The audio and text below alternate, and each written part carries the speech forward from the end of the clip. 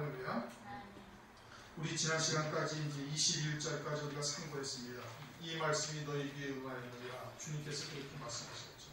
주님이 메시아다 이겁니다. 주님이 그리스도다 이겁니다. 유대인들이 소망하는 것이 뭐였습니까? 메시아거든요. 유대인들이 소망하던 것이 그리스도였던 것입니다. 그럼 그리스도라고 그러면은 자기네들이 과연 그러한지 상고해보고 말씀을 통해서 찾아보고 이분이 과연 메시아라고 그러는데 그것이 맞는지 안 맞는지를 살펴봐야 될 텐데 그런 것을 전혀 하지 않냐고 아예 주님을 무시해버리는 겁니다. 22절 저희가 다 그를 증거하고 그 입으로 나오는 바 은혜로운 말을 기이 여겨 가로되 이 사람이 요셉의 아들이 아니냐. 한글로 번역을 해놓고 말씀을 이렇게 맞춰 놓으니까 이게 좀 그런데 간단하게 이겁니다. 저희가 기이 여겨 가로되 이 사람이 요셉의 아들이 아니냐 그렇게 말합니다. 저희가 기이 여겨 이상하게 보고 이 사람이 요셉의 아들이 아닌가? 이게 뭘 이상하게 여겼냐면은 다 그를 증거하는 말씀, 즉 이사야서 61장의 1절 2절을 지금 17절, 18절, 19절에 그걸 말씀하셨거든요. 이사야서 61장의 1절 2절 말씀, 그의 말, 즉 성경에 기록된 그를 향하여 기록된 하나님의 말씀을 이상하게 여겼고 또 은혜로운 말씀, 그 입으로 나오는 바 은혜로운 말, 그를 증거하는 말씀도 이상하게 여기고 그 입에서 나오는 은혜로운 말이라는 것은 뭐냐면은 이 글이 오늘날 너희에게 임하였느니라 하는 이 말씀이에요. 유대의 모든 소망은 메시아의 도래입니다. 우리도 지금 소망이 뭐예요? 주님의 재림을 소망하는 거잖아요. 그러니까 초림하기 이전에 유대인들의 모든 소망은 메시아가 오시는 것이었어요. 그러니까 이 말이 너희에게 응하였다. 그러니까 당신께서 메시아다 라는 것이 이게 얼마나 어마어마한 은혜냐 이겁니다. 메시아가 임했다는 것이 이 말씀보다 하나님의 더 큰 은혜로운 말씀이 없는 것이에요.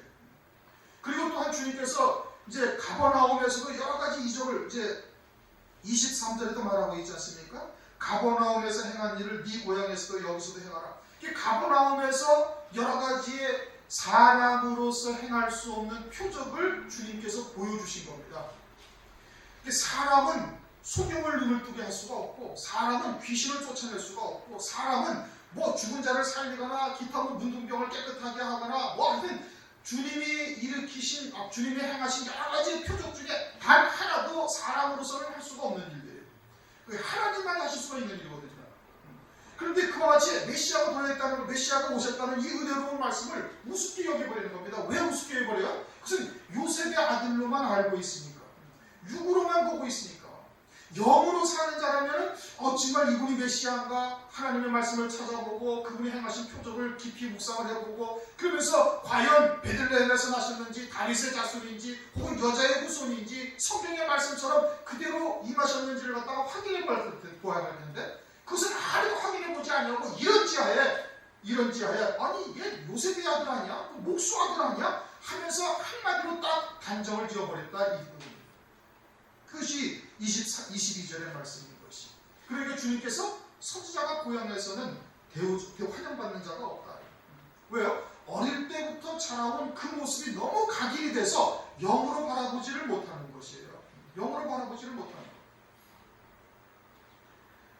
가까이 있어서 잘 알고 있음으로 말미암아 메시아를 볼 수 있다면 이것보다 더 큰 은혜가 없는 겁니다.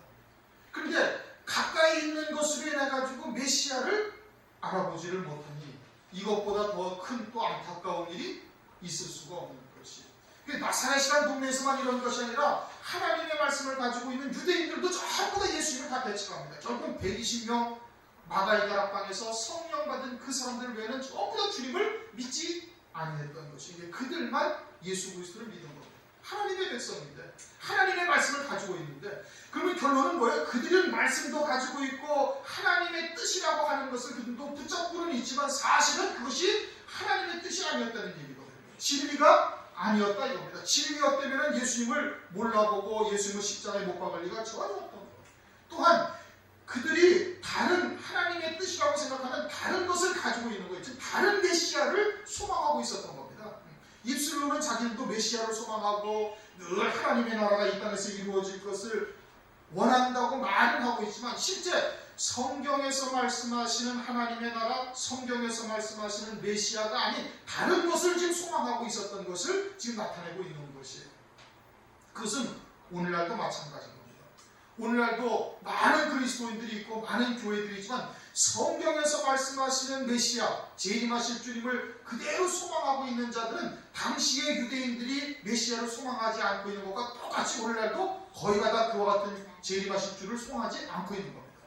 그러니까 그분이 오신다고 해도 믿지 아니하는 거예요. 그러니까 장차 두 증인이 나타나서 두 증인들이 그와 같은 말씀을 증거할 때 믿겠느냐? 전혀 믿지가 아니하게 되어지는 거죠. 마찬가지 똑같은 일들이 또다시 벌어지는 것이. 그러니 말씀을 바라보는 시각이 전혀 다른 겁니다. 성경을 바라보는 시각이 전혀 다른 거예요.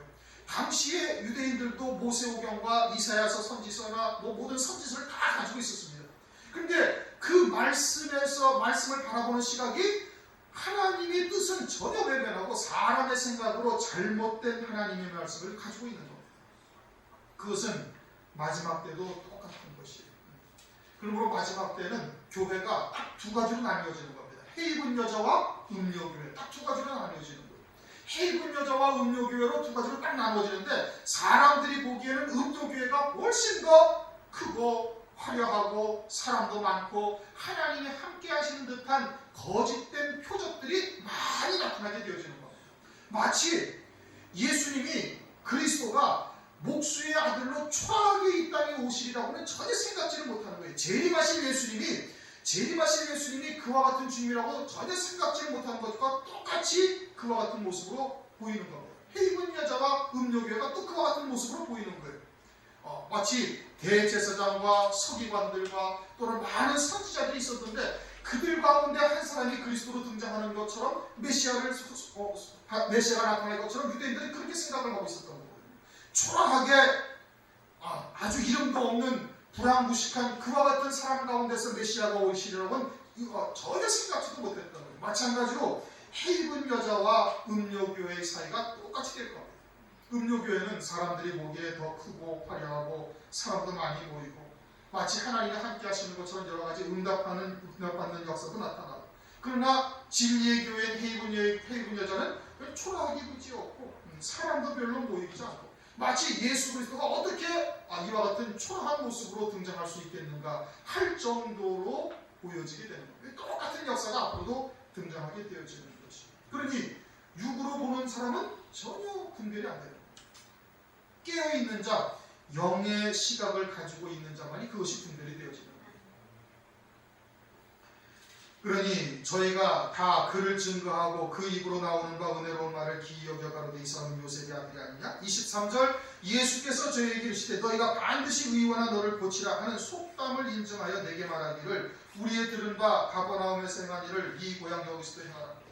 의원한 너를 고치라는 것은 네가 의사냐? 그럼 너부터 고쳐봐라 이 뜻이거든요. 그러니까 예수가 내가 그리스도냐? 그럼 네나 먼저 구원받아봐라. 너나 제대로 구원해라. 네 행색을 봐라 이겁니다. 그 초라하게 그지없죠. 목수라는 요셉의 아들로 태어나가지고 저 갈릴리 변방 나사렛이라는 동네에서 태어났죠. 예루살렘도 아니고 성전에 있는 곳도 아니고. 그러니 도저히 납득이 가지 않는 겁니다. 그러니까 네가 그리스도냐? 야 너나 구원해라. 마지막 때 두 주인들이 해입은 여자 교회가 초라해 보이거든요. 그들이 나타나가지고서는 재림하실 주님이 오실 것이다. 또는 저 그리스도가 이놈이 저 그리스도다. 어쩌고 저쩌고 하면 참으로 우습게 여기는 겁니다. 교계의 지도자급이 되는 사람, 전 세계의 이름을 떨치는 그와 같은 교계의 지도자, 이들이 나타나서 막 그렇게 얘기하고 믿을 텐데 별볼일도 없고 이름도 없고 성도라고는 한 9명 모이고 대여섯 명 모이고 무슨 지하교회고 이런 데서 나와가지고 저 그리스도가 저놈이다, 주께서 곧 재림하신다, 환란이 있다, 어쩌고 저쩌고 하는데 그 얘기를 믿겠습니까? 안 믿는 겁니다. 갈릴리 저 변방 나사렛에서 예수 그리스도가 나타나셔가지고 내가 메시아다라고 이야기를 하니까 니나 구원받아라. 이게 그 뜻이죠. 의원이냐? 네가 의사냐? 그럼 네 병이나 고쳐봐라 이거. 네가 메시아냐? 그럼 너나 구원해라. 그리고 너 가버나움을 해서 여러 가지 이적도 해야겠다며. 야 그것 좀 한번 보여봐라. 네가 진짜 메시아인지 아니냐는 보겠다. 그것은 아주 불손한 마음인 겁니다. 마태복음 12장에 보면 바리새인 서기관들이 우리에게 표적 보여주기를 원하나이다. 그렇게 주님께서 하시는 말씀이 뭐예요? 이 악하고 음란한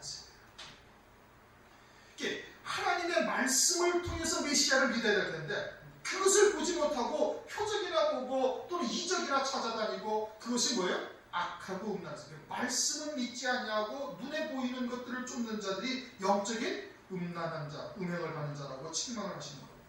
그러니까 가버나움에서 행한 일을 네 고향에 오기서 되가 24절 또 가라사대 내가 진실로 너에게 이르노니 선지자가 고향에서는 환영받는 자가 없느니라. 이사야도 그랬고요. 예레미야도 그랬고요. 엘리야, 엘리사는 또 이제 뒤에 나오죠. 25절부터 이제 엘리야와 엘리사의 사건이 나옵니다. 엘리야와 엘리사가 고향에서 대접을 받았습니까? 자기의 나라에서 선지자로서 선지자다운 대접을 받은 적이 있나요? 한 번도 받지를 못했습니다. 둘 다. 그런데 성경은 그들을 뭐라고 해? 그들을 하나님의 종이다, 하나님의 선지자라고 얘기하고 있지 않습니까?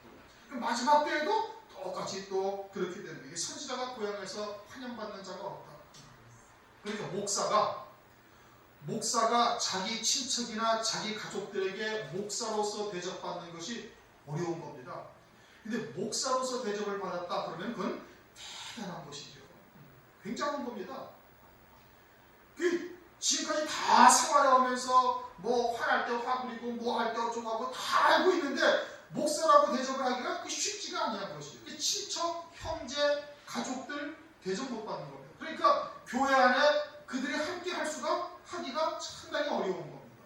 왜요? 육신의 시각으로만 먼저 보이니까, 사람의 시각으로부터 보이니까 목사라고 대접받기가 쉽지가 않아요. 이게 주님도 고향에서는 목수의 아들인 요셉으로만 지금 보여지고 있는 겁니다. 이 선지자가 고향에서 대접받기가 어렵다. 점심시간도 잠깐 얘기했지만은 주님의 입에서 나오는 말씀을 하나님의 말씀으로 지금 못 받고 있는 거잖아요. 그렇죠? 진리인데, 완전한 진리인데 그 진리의 말씀을 하나님의 말씀을 가진 자들이 받아들이지를 못하는 겁니다. 그럼 오늘날 하나님이 보내신 종에 의해서 성령으로 말미암아 증거되어지는 말씀은 하나님의 말씀으로 받아야 온전히 받는 겁니다. 사람이 증거하고 있다고 생각을 하면은 그것은 하나님의 말씀으로 받고 있지 않는 것이에요. 하나님이 나에게 주의 종을 통해서 성령으로 증거하시고 있다라고 생각을 하고 그것을 그저 하나님의 말씀으로 고넬료처럼 우리가 다 하나님 앞에 무릎을 꿇었나이다. 우리 하나님이여 말씀가 없어서 라고 들을 때 그것이 신비에 팍팍 새겨지는 겁니다. 그리고 그 말씀이 우리를 이끌어가는 역사를 하는 거예요. 주의 종도 말씀을 수업하면서 그 말씀이 우리의 마음에 새겨지고 함께 우리가 은혜 받고 나가는 것으로 볼 수가 있어야 되는 겁니다.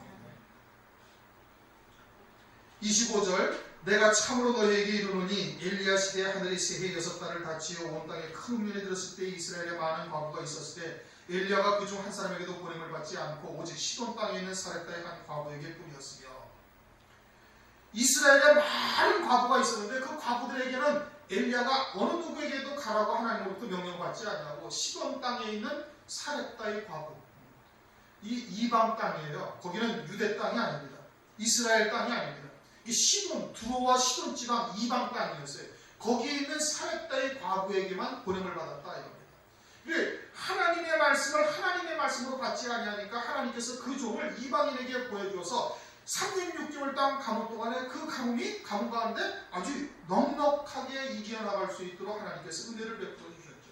다시 말하면 이스라엘 백성들, 택한 이스라엘 백성들이 구원받지 못하고 이방인이 구원받았다 이겁니다. 지금 주님께서 너희들이 그렇게 함으로 말미암아 이방인에게로 구원이 넘어간다라는 뜻도 내포되어져 있는 것이죠. 그것이 1차적인 의미지만은 그러나 이 말씀이 지금 엘리야는 마지막 때의 종입니다. 말세의 종을 예표하고 있는 것이고 엘리야의 제자인 엘리사도 또한 마찬가지입니다.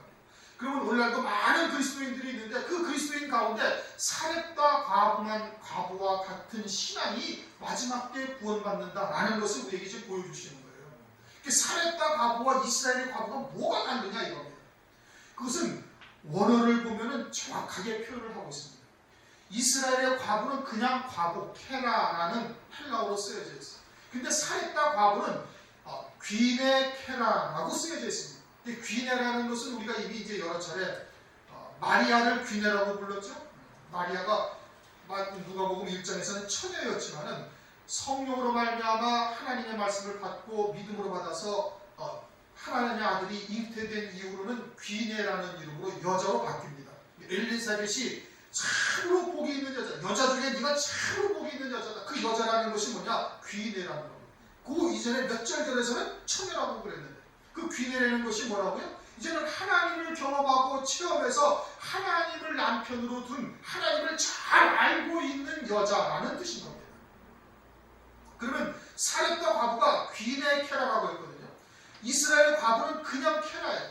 이스라엘의 과부는 육신의 남편도 없고 남편인 하나님, 우리의 구주, 주인 되시는 남편 되시는 하나님도 없는 영적으로도 과부요 육적으로도 과부다 이 뜻이고, 시돈 땅에 있는 사렙과 과부는 육체적으로는 남편이 없는 과부지만 영적으로는 하나님을 남편으로 하나님을 나의 구주로 두고 있는, 영적으로는 과부가 아닌 남편과 함께 살고 있는 그와 같은 여자다 이 뜻인 겁니다. 그 여자만 구원받는 것이에요. 그러니까 마지막 때에도 요한계시록 19장 8절, 19장 5절 어린 양의 아내, 21장 8절입니다. 어린 양의 아내라는 그 아내가 귀네라는 뜻입니다. 귀네. 그러니까 사렙과 과부와 같은 신앙만 마지막 때 딱 구원받게 되어질 것을 우리에게 그림자적으로 계시해 주는 거예요. 그럼 사렙과 과부는 어떠한 사람이냐? 열왕기상 17장을 보면은 엘리야를 하나님께서 보내시면서 이스라엘에게 이제 비가 오지 않겠다. 그래갖고 그리 시냇가로 가라. 그래 그리 시냇가로 왔는데 땅이 비가 오지 않으니까 그 시냇물이 점점 줄어들어서 물이 다 말라버렸어요. 말라버리니까 하나님께서 엘리야에게 시돈 땅으로 가라. 그럼 내가 거기에서 한 과부를 명해서 너를 공개하도록 이미 하나님께서 예비해 놓으셨다. 해가지고 시돈 땅으로 가니까 이 사렙과 과부가 나와가지고 나뭇가지를 두어 가지를 줍고 있는 상황이 이제 열왕기상 17장에 나오죠. 그때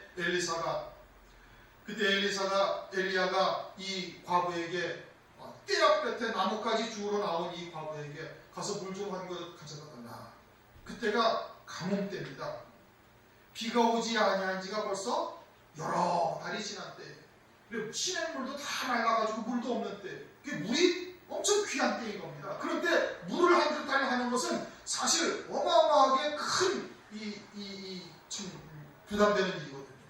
자기도 물을 기르러 산지사방을 돌아가면서 겨우 먹을 물 조금씩 기르다가 겨우 연명하고 있는 판인데 물을 한 그릇 달라고 하는데 이 사렙과 과부가 어떻게 그냥 두말 없이 예, 아멘 하고 하나님의 종인 것을 깨닫고 가서 물을 갖다가 가지러 갑니다. 그러니까 그 뒤통수에다 대고 귀에다 대고 이 엘리야가 또 뭐라고 해요? 가서 떡도 한 조각 가지고 오라. 그러니까 이 사렙과 과부가 그간의 사정을 이야기합니다. 가물어서 흉년이요 먹을 것도 없는데 이제 마지막 밀가루 한 줌 남아있는 걸 가지고서 이제 어린 자식 하나와 나하고 이제 마지막으로 한 끼 식사를 먹고 이제는 죽으리라고 생각을 하고 있는 그 밀가루 한 줌밖에 안 남아있습니다. 그러니까 엘리야가 하는 말이 그것을 먼저 떡을 만들어서 나에게로 가져와라. 나에게로 가져오면 하나님께서 그 가루통에 가루가 마르지 아니하고 기름병의 기름이 이 가뭄이 끝나기까지 다 마르지 아니하라고 하나님께서 말씀하셨다. 그러니까 이 사렙과 과부가 전혀 거기에 뭐 이유를 달거나 토를 달거나 하지 않습니다. 그냥 아멘하고 딱 들어가서 엘리야를 위해서 떡을 만들어서 엘리야부터 먼저 먹게 된 겁니다. 그 신앙이 하나님을 남편으로 둔 신앙이에요. 하나님의 말씀이라면 절대 순종하는 겁니다. 자기가 먹을 것 달라고 하면 혹 줄 수가 있을지도 몰라요. 마지막 식사라도. 근데 자기의 어린 자식을 이제 마지막으로 한 끼 먹이고 이제는 먹을 것이 다 없어서 이제는 죽으리라고 생각하고 있는 자기의 생명보다도 더 귀한 어린 자식의 먹을 것까지 달라고 그러는데 전혀 그 말에 대해서 토를 달지 아니하고 그냥 그대로 아멘하고 딱 갖다주는 사렙과의 신앙이 대단한 신앙이다. 그것이 하나님의 말씀에는 절대 순종하는 거예요. 하나님께 대해서는 절대 믿음을 가지고 있는 거예요. 자기의 목숨뿐만 아니라 자기 자식의 목숨까지도 하나님의 것이 바치라면 그냥 그대로 바치겠다는 이와 같은 중심인 것을 보여주시는 겁니다. 그것이 하나님을 남편으로 둔 하나님을 온전히 믿는 신앙을 말씀을 하고 있는 겁니다. 이스라엘에는 그러한 믿음이 없었다는 겁니다. 이스라엘에 수많은 과부가 있었지만 그들은 그와 같은 믿음을 가진 자가 하나도 없었다라고 지금 말씀을 하고 있습니다. 그리고 그와 같은 신앙만이 말세에 구원받을 것을 말씀을 하고 있는 겁니다. 이야기를 바꾸어서 만약에 그와 같은 하나님의 종이 내게 와가지고 네 남은 것을 다 하나님을 위해서 바치라고 그렇게 말하면은 우리는 그냥 아멘하고 받을 수가 있는가? 이 사렙과 과부는 그렇게 한 거예요. 하나님의 말씀이라면 그 어떤 것이라도 하나님의 말씀에 절대 순종하는 믿음을 이 사렙과 과부는 가졌던 겁니다. 그래야 마지막 때 구원받을 수가 있는 거예요. 그래야 마지막 때 두 증인들이 증거하는 말씀을 절대 신뢰하고 모든 것을 다 버려버리고 하나님의 말씀을 쫓아 나갈 수가 있게 되어집니다. 그래야 순종할 수가 있는 겁니다. 사렙과 과부와 같은 신앙이 아니면 절대 마지막 때 순교의 신앙에 설 수가 절대 없는 것이에요. 환난 날에 주의 재림에 앞서 엘리야를 보낸다고 말씀하지 않습니다. 엘리야는 두 증인의 그림자인 겁니다. 두 증인들이 엘리야의 영과 능력으로 와서 그와 똑같은 말씀을 증거할 때 사렙과 과부와 같은 자만 마지막 구원을 받았던 것처럼 마지막 때 환난 때 이와 같은 믿음만 구원받게 되어질 것을 말씀을 하고 있는 것입니다. 27절 또 선지자 엘리사 때에 이스라엘에 많은 문둥이가 있었을 때 그 중에 한 사람도 깨끗함을 얻지 못하고 오직 수리아 사람 나아만 뿐이라. 이제는 엘리사 때로 넘어갑니다. 엘리사 때 이스라엘도 수많은 문둥이가 있었는데 그 문둥이들은 한도 구원받지 못하고 이방 사람 아람 군대의 장관인 겁니다. 아람 군대의 장관인 수리아 사람 나아만만 이제 구원받았다, 고침을 받았다라고 말씀을 하고 있습니다. 그럼 나아만의 믿음이 어떠하길래 그런가? 나아만은 아람 왕의 아주 직속 부하였어요. 최고의 신임을 받는 군대 장관이었던 겁니다. 그러니까 어마어마한 권세를 가지고 있는 거거든요. 어마어마한 권세를 가지고 있는데, 근데 자기 집에 이스라엘에서 붙잡아온 어린 하녀가 있다 이겁니다. 어린 하녀가 어느 날 자기의 주인인 여자에게, 주모에게 말하기를 우리 장군이 우리 이스라엘에 있는 선지자에게 가서 보았으면 좋겠다, 그렇게 얘기를 하는 거예요. 그런데 이 나아만이라는 이 아람 군대의 장관이 그 말을 절대로 믿어버린 겁니다. 절대로 믿어버린 거예요. 그러니까 그와 같이 그 하찮은 여자아이가 하는 하나님의 선지자를 절대로 신뢰했다 이겁니다. 그의 말이 곧 하나님의 말씀이라고 신뢰를 한 거예요. 그러면 사실 엘리사는 이스라엘에 있었는데 엘리사가 하는 말들이, 엘리사를 그럼 이스라엘에서는 하나님의 종으로 하나님의 선지자로 그렇게 믿고 있었는가? 엘리사를 그렇게 믿지 아니한 겁니다. 엘리야도 믿지 않았던 것처럼 엘리야가 하나님 갈멜산에서 하나님의 종이요 엘리야의 하나님이 하나님이라는 것을 갈멜산에서 다 보여주지 않았습니까? 그런데도 불구하고 이스라엘 백성들이 엘리야를 쫓았나요? 안 쫓았던 겁니다. 그리고 그의 제자인 엘리사를 그럼 쫓았는가? 엘리사도 쫓지 않았어요. 열왕기하 2장 23절을 보면 젊은 아이들이 성에서 나와 조롱하여 가로되 대머리여 올라가라, 대머리여 올라가라. 엘리사를 조롱한 겁니다. 젊은 아이들이. 그 대머리여 올라가라는 것은, 대머리라는 것은 머리카락이 하나도 없다. 하나님의 지혜가 없다 이거. 하나님의 지혜가 없는데 네가 하나님의 선지자냐? 야, 그럼 너도 엘리야처럼 하늘로 올라가봐라, 페리바람 타고 한번 올라가봐라, 이렇게 조롱하고 있는 거예요. 그럼 엘리사를 지금 선지자로 이스라엘에서 전혀 대접하지 않냐고 있음을 말씀을 하고 있는 거예요. 하나님의 선지자라면 이렇게 놀릴 수가 없는 것이죠. 조롱할 수가 없는 것이죠. 또 열왕기하 6장 31절을 보면 왕이 가로되 사밧의 아들 엘리사의 머리가 오늘날 그 몸에 붙어있으면 내 하나님이 내게 벌 위에 벌을 내리실지로다 하니라. 이스라엘 왕이 아람 군대에 둘러싸여 있어요. 둘러싸여 있어가지고 전혀 양식을 걸어갈 수도 없고 아주 핍절한 상태가 되어져가지고 성 내에 있던 여인이 자기 아들을 삶아 먹었다고 하는 소리가 들린 겁니다. 그러니까 왕이 아주 그냥 통탄할 노릇이에요. 그러니 이와 같은 고난, 이와 같은 전쟁으로 인한 이와 같은 환란이 이게 하나님으로부터 오거라 생각을 해가지고 제일 미운 게 누구예요? 하나님의 종이라는 엘리사를 제일 미워하는 거예요.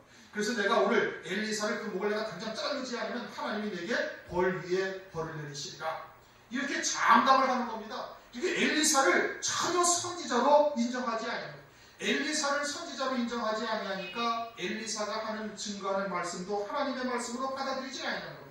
그러니까 하나님의 종으로 하나님의 선지자로 엘리사를 이스라엘 전체에서 아무도 인정하고 있지가 않는 거예요. 그런데 이 나아만이라는 사람은 아주 하찮은 계집아이가 하나님의 선지자라고 증거한 그 얘기를 그냥 절대 믿고 전적으로 믿고 그 아람 군대의 장관이 몸을 이끌고 엘리사 앞으로 다가온 겁니다. 그것을 보시고 하나님께서 그를 고치신 거예요.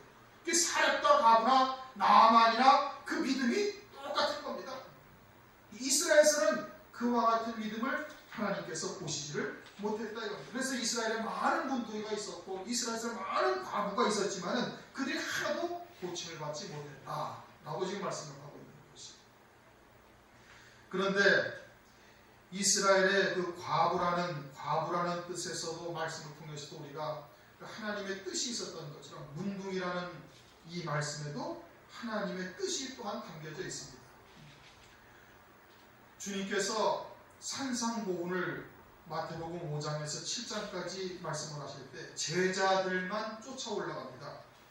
병을 고치고 귀신을 쫓아내고 여러 가지 이적과 기적을 체험했던 사람들은 그 산 위로 올라가지를 않습니다. 산 밑에 그냥 있어요. 그리고 제자들만 산 위에 올라가서 주님이 하시는 참된 진리의 말씀을 그때 듣고 이제 산에서 다 내려옵니다. 내려오니까 그때서야 또 허다한 무리가 주님에게로 막 달려오는 거예요. 그때 마태복음 8장에 제일 먼저 허다한 무리가 산에서 내려온 예수님에게 몰려오자 문둥이 하나를 주님께서 고쳐주십니다. 그러면 그 문둥이를 고치시는 것이 무엇을 말하는 거예요? 그 유대 백성들, 즉 진리의 말씀은 산상보훈과 같은 주님의 입에서 나오는 하나님의 참된 진리의 말씀은 들으려 하지 아니하고 그저 병이나 낫고 귀신이나 쫓겨나가고 여러 가지 표적이나 보기를 원하는 자들이 허다한 무리로서 주님께 다가오는 자들이 너희가 다 문둥이와 같은 자들이라는 것을 대표로 문둥이를 치유해 주시는 겁니다. 무슨 뜻인지 이해가 되십니까? 네,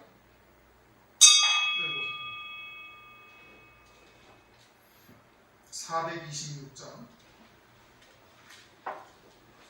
큰 절만 찬송하겠습니다.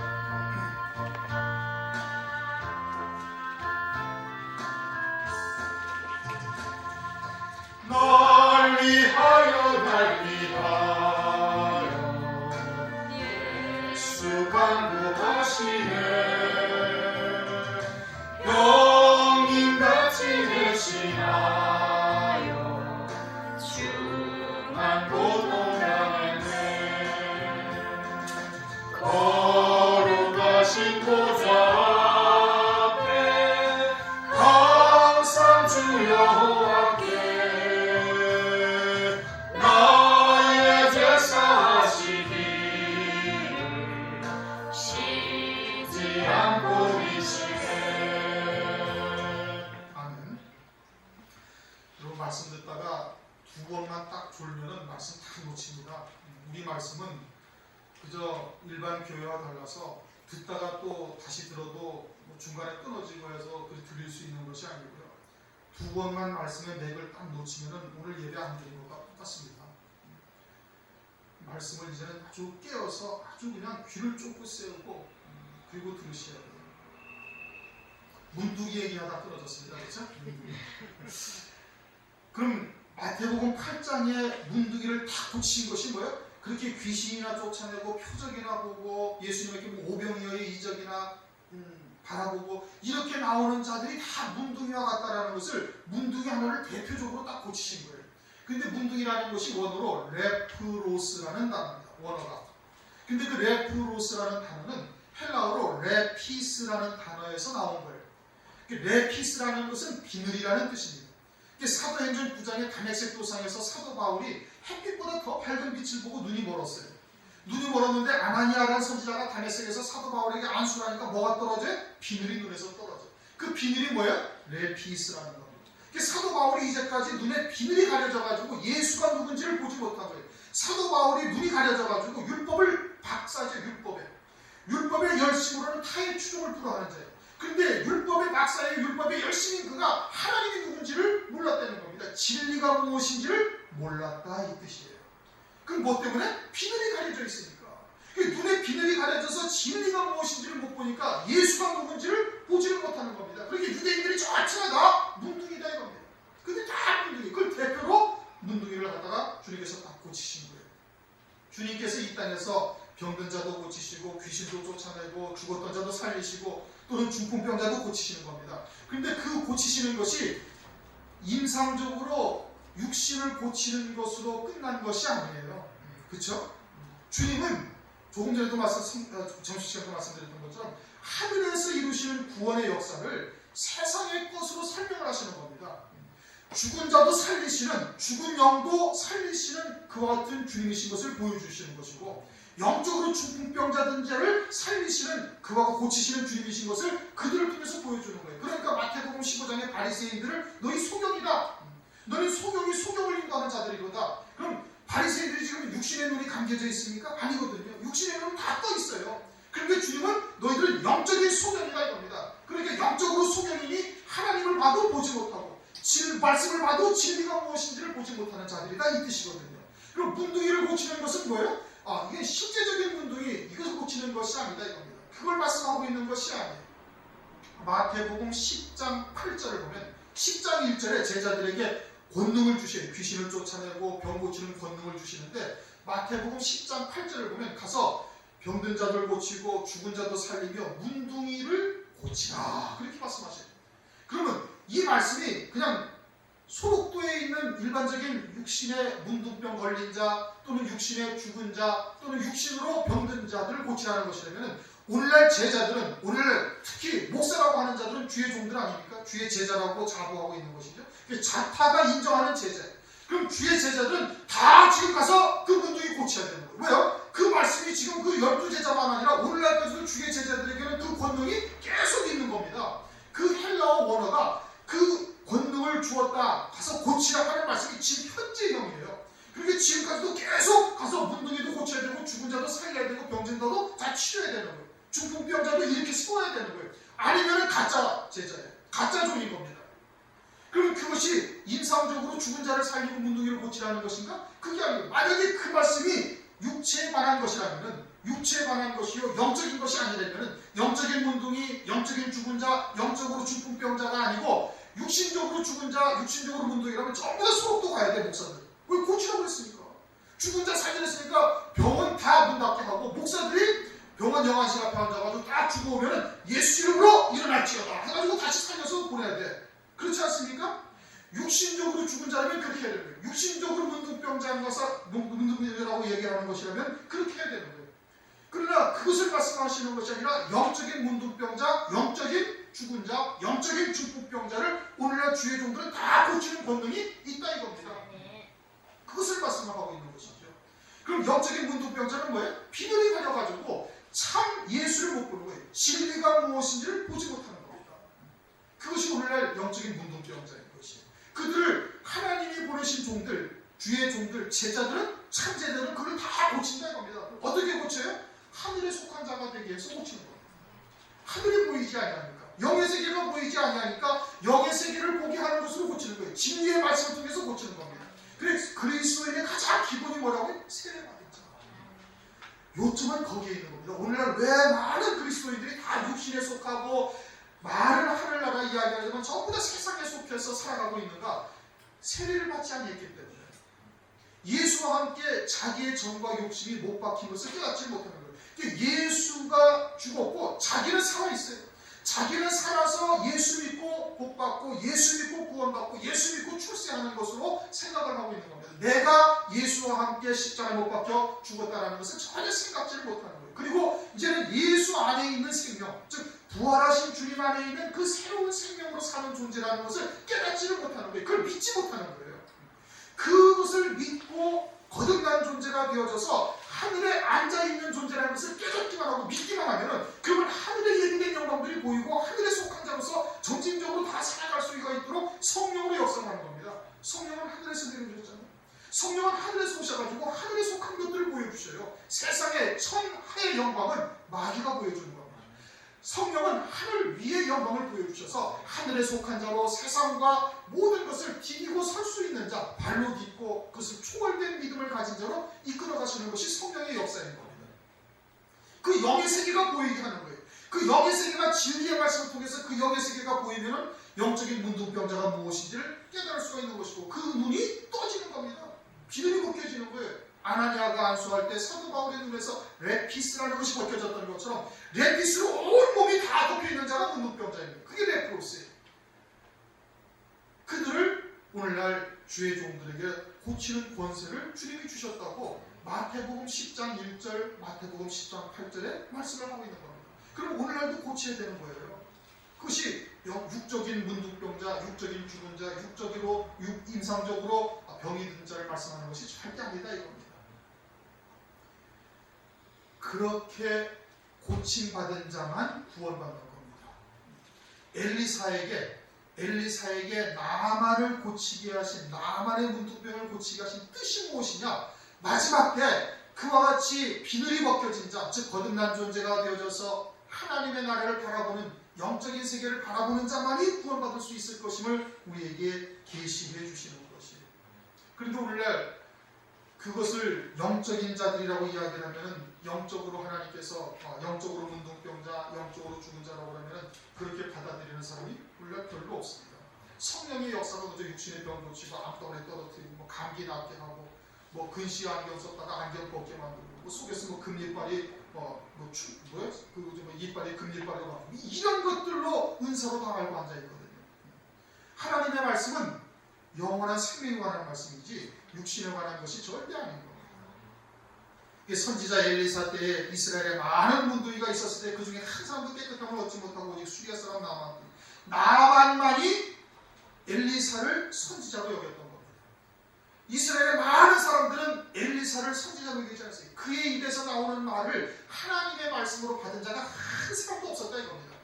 그렇게 대머리에 올라가다 심지어는 왕이 엘리사를 내가 오늘 목을 탁 치지 않으면 하나님이 내게 벌 내시. 자기가 육신에 속한 자들은 자기가 고난당하고 어려움을 겪고 그러면 제일 원망스러운 것이 목사가 제일 원망스러운 겁니다. 이 왕이 그러니까 엘리사를 당장 가서 단칼에 내가 목을 베어버리겠다. 그렇게 얘기합니다. 11개가 6장. 그런데 이 나만은 엘리사를 하나님의 선지자로 믿는 거예요. 하나님의 말씀으로 믿는 겁니다. 그들만이 구원받게 되어질 것을 말씀합니다. 28절 회당에 있는 자들이 이것을 듣고 다 분이 가득하여 일어나 동네 밖으로 자기들이 하나님의 택한 백성들이 아니라니까 분노가 가득 찬 겁니다. 오늘날도 진리를 증거해서 진리가 무엇인지 알지 못하는 자들이 진리를 증거하고 또 진리의 말씀을 통해 가지고 그들이 그와 같은 자리에 들지 못할 것을 말하면 분노하고 미워하고 핍박하게 되어지는 것이죠. 당연한 얘기입니다.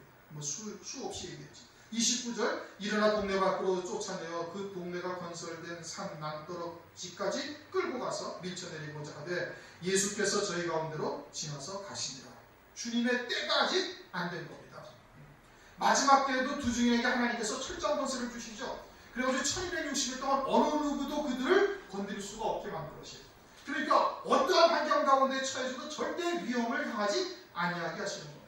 주님도 때가 되지 아니하니까 아무리 그 동네 사람들이 예수님을 밀쳐서 죽이려 해도 그렇게 되지 않습니다. 어떻게 나오셨다라는 장면에 대한 말씀은 물론 없습니다. 그러나 하나님의 때가 되지 아니하니까 절대 주님을 어찌하지를 못하는 것이에요. 마찬가지로 우리에게도 각자의 사명이 있습니다. 우리 교회의 사명과 여러분의 사명이 다 같다고 저는 믿습니다. 그런데 그 사명이 다하기까지는 어느 누구도 건드리지를 못하는 거예요. 비록 우리가 고난을 겪기도 하고 때로는 참 쓰러진 자처럼 보일 수 있을지 모르지만 그러나 하나님께서는 반드시 그들을 일으켜서 하나님의 뜻을 이루실 것을 믿어 의심치 아니하는 거예요. 그것은 성경에서 누누이 강조하시는 바입니다. 또 계시록을 통해서 두 증인에 대한 하나님의 언약도 또한 우리가 익히 알고 있는 거예요. 때가 되면은 하나님께서 반드시 일으키시고 그리고 하나님의 뜻을 반드시 이루실 것을 확신합니다. 오늘은 22절부터 30절까지 하나님의 말씀을 하나님의 말씀으로 받을 수 있는 자가 참으로 복된 겁니다.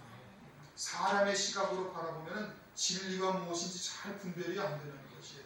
그러면은 이와 같이 나사렛에 있는 동네 사람들처럼 사람의 시각으로 바라보면 진리가 무엇인지를 보지를 못하고 결국은 멸망의 길로 걸어가게 되어지는 것이고 또 엘리야 때, 엘리사 때 이 사람들도 마찬가지입니다. 이들은 진리에 대한 영적인 시각을 갖고 있었던 것이거든요. 그들만이 마지막 때 구원받게 되어질 것을 아울러 우리에게 계시해 주시는 겁니다. 받으시는 대로 잠깐 통성으로